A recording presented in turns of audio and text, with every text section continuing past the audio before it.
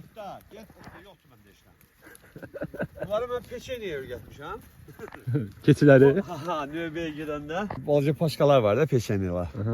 Ondan götürürəm, şit peçenye, hətta o şirin peçenye deyil.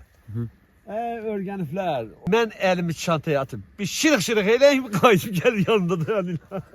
O birisi gəlmir o. Bunlar ikisi peçenye yiyənlər. Ona kəllələşirlər. Oynaqlılar da keyfi kökdür. Yağış da yani yağı yer Allah'ın göy Allah'ın. Heyvan islanı nəsə də gəlsin biraz hərənsin biraz stres alsın.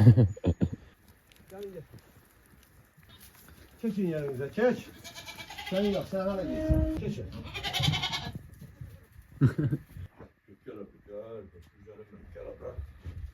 Geç. Zaten akşam yem de vereceğim size.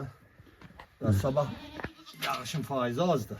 Bilmem olmuyor ya, bir de görürsen. Sabah güclü yağar. Şurayam, şu akşama da şarja yağı.